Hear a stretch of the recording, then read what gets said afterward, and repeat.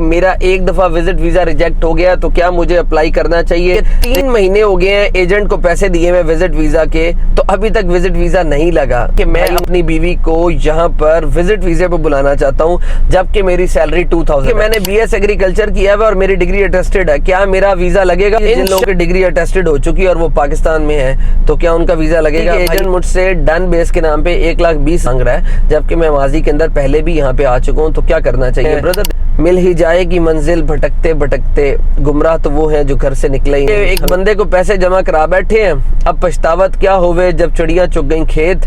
मसला ये है कि जमा करा बैठे हैं पैसे, पहले वो कहता था वीजे खुले हैं, अब 5 महीने हो गए, अब कहता वीजे बंद हैं। जो आपसे पूछा था वो बताओ ना कि विजिट वीजा ओपन होंगे कब। की फैमिली वीजे वाला जो आजकल फ्रॉड चल रहा है एजेंटों की तरफ से, उससे बचिए। अस्सलाम वालेकुम जी, डॉक्टर जलीस मिर्जा आपकी खिदमत में हाजिर मुत्तहिदा अरब अमीरात से। नाज़रीन, काफी दिनों से बहुत सारी लेटेस्ट इन्फॉर्मेशन आप लोगों के साथ शेयर कर रहे हैं। आज हम आपके सवालों के जवाब देने जा रहे हैं, which is gonna be very fruitful and handy for all of you.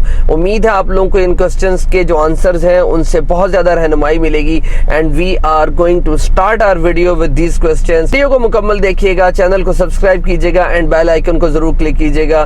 Time जाया किए बगैर वीडियो को स्टार्ट करते हैं। सबसे पहले क्वेश्चन का जवाब देते हैं जी। अब्दुल रहमान साहब हैं, वो ये कहते हैं कि मेरा एक दफा विजिट वीजा रिजेक्ट हो गया तो क्या मुझे अप्लाई करना चाहिए। देखिए ब्रदर, अगर आपका एक दफा विजिट वीजा रिजेक्ट हो चुका है, सबसे पहले तो आप अपने रिजेक्शन पेपर की डिमांड कीजिए कि क्या वाकई आपका वीजा अप्लाई हुआ भी था कि नहीं। एंड सेकेंडली, अगर आपका विजिट वीजा जेन्युइनली रिजेक्ट हो चुका है तो फिर आप कम से कम 1 महीना वेट कर लें। वैसे तो कोई मसला नहीं है, आप दोबारा अप्लाई कर लें, ये प्रॉब्लम नहीं है। बेहतर ये है कि 1 आध महीना जो है वो वेट कर लो and then again you should apply. Watch it भाई कहते हैं कि 3 महीने हो गए हैं एजेंट को पैसे दिए मैं विजिट वीजा के, तो अभी तक विजिट वीजा नहीं लगा। भाई मुझे एक बात बताओ, मैंने आप लोग को पिछली वीडियो में प्रोसेसिंग टाइम बताया, हम 3, 4, 5 दिन या हफ्ता, इससे आगे नहीं। 10 दिन चलो कर लो, इसका मतलब है 2 नंबरी, फ्रॉड, बेईमानी। अब वो आपको कह रहा है कि मैं आपको जी अगर 10 तारीख तक नहीं लगता तो पैसे वापस कर दूंगा। अब होगा क्या कि उसने आपका विजिट वीजा अप्लाई कर दिया होगा, पहले उसने आपको 2-3 महीने क्यू के अंदर रखा, जलील किया, आपके पैसे इस्तेमाल किए and then suddenly now is asking for कि अगर आपका वीजा नहीं लगता तो मैं आपको पैसे रिटर्न कर दूंगा। और ये बात हजम करने वाले नहीं है कि एजेंट आपको पैसे वापस कर देगा, but still you have to believe कि उसने ये कहा है तो उम्मीद है हो जाएगा। बट बेहतर यही है कि आप उसे कहो कि भाई नहीं लगा ना, तू पैसे वापस कर दे, आप कहीं और से अप्लाई करवा ले। मजर गोंदल साहब कहते हैं जी अस्सलाम वालेकुम। वालेकुम अस्सलाम जनाब। वो ये कहते हैं कि मैं अपनी बीवी को यहाँ पर विजिट वीजे पे बुलाना चाहता हूँ, जबकि मेरी सैलरी 2000 है। ब्रदर, विजिट वीजे के लिए आपकी सैलरी रिक्वायरमेंट आपसे किसी ने नहीं पूछनी। अब ये आपके ऊपर डिपेंड करता है कि क्या आप यहाँ पे सर्वाइवल कर पाएंगे। हाँ बिल्कुल, शारजा के एरिया में अगर आप वहाँ पे स्टूडियो ले लें या छोटा कोई मिनी स्टूडियो ले लें तो you can easily spend life there with your wife for the 2 months. आप इजीली खा भी सकते हैं, पी भी सकते हैं, अपनी वाइफ को टाइम भी दे सकते हैं। लेकिन अगर आप ये कहें कि मैं उसको परमानेंट बुलाना चाहता हूँ, यानी कि 2 साल के स्पॉन्सर वीजा के ऊपर बुलाना चाहता हूँ, तो your salary should be minimum 4000 दरहम्स।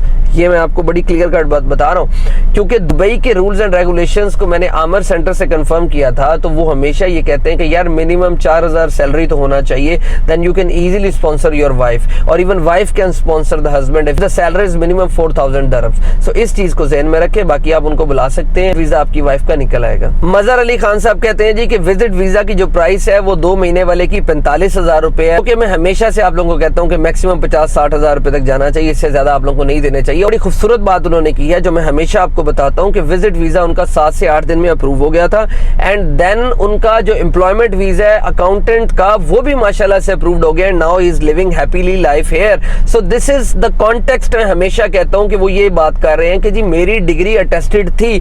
मैं बहुत सारे लोगों को बताता हूँ कि if you are a skilled person your degree should be attested. If you are not a skilled person and then the agent is asking for कि give me 12,000 dirhams, 13,000 dirhams and I will give you the manager visa, I will give you the salesperson visa and blah blah. So what you have to do is you have to wait for a while.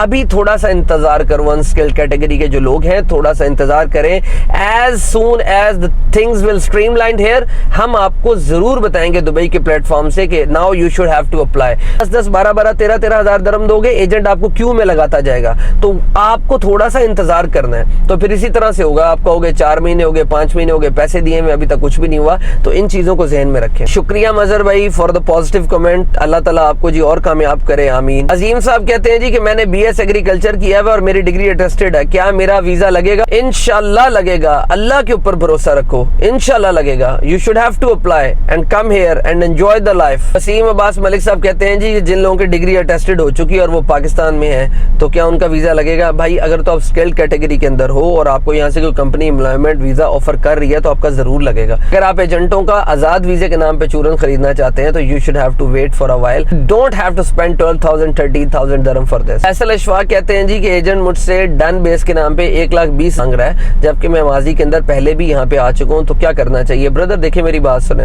आप माजी के अंदर यहाँ पे आए ना, ऐसा कोई सिनेरियो नहीं था।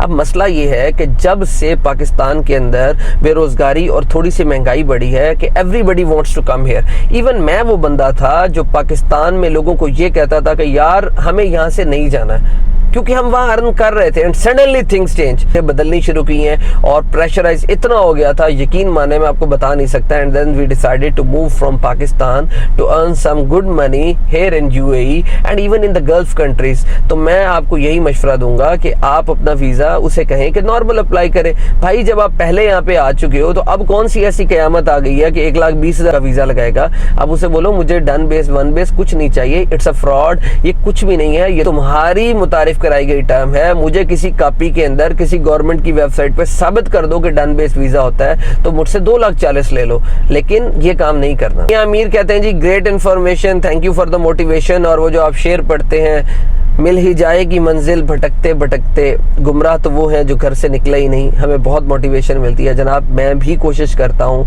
Trying to motivate the people, stay out from your comfort zone.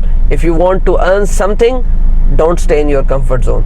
अपने कंफर्ट जोन से बाहर निकलिए और अपने ऊपर थोड़ा सा पसीना लाइए, भागिए, मेहनत कीजिए, because you are in the age you can earn money here in Dubai easily इंशाल्लाह। बहुत सारे लोगों को मैंने देखा है कि जिन्होंने यहाँ पर आकर मेहनत की है। ये वो कंट्री है जहाँ पे एक मजदूर है, एक लेबर है, एक डॉक्टर है, हर बंदा मेहनत करके एक स्टैंडर्ड को अचीव कर सकता है। मैंने बहुत सारे ऐसे लोगों को देखा है जो सिक्योरिटी गार्ड की नौकरियां करते थे, जो कभी लेबर की नौकरियां किया करते थे, and today they are on a peak while choosing the good profession, and that is real state.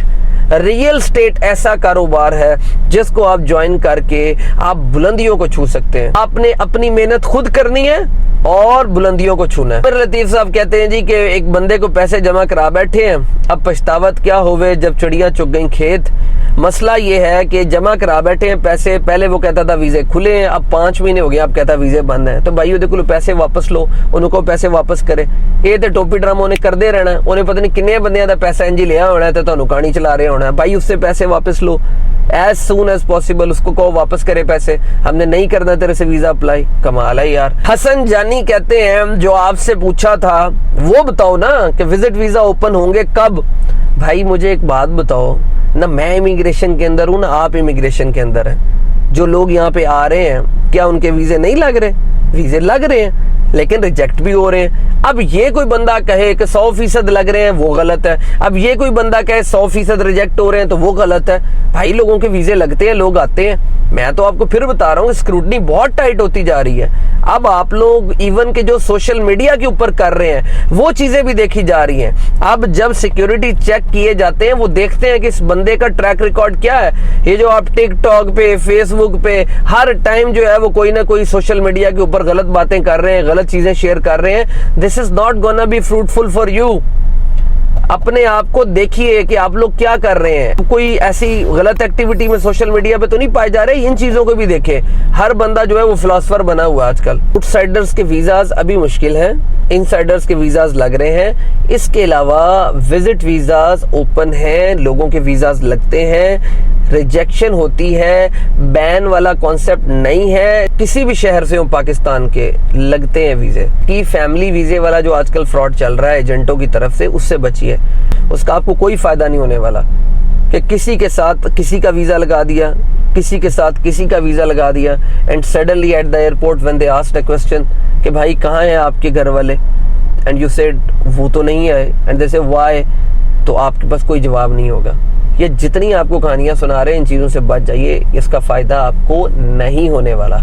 उम्मीद है आप लोग को वीडियो पसंद आई हुई होगी। चैनल को सब्सक्राइब कीजिए, बेल आइकन को ज़रूर क्लिक कीजिए कि informative videos from the platform of Dubai हम आप लोगों के लिए लेकर आते रहें। जज़ाकल्लाह।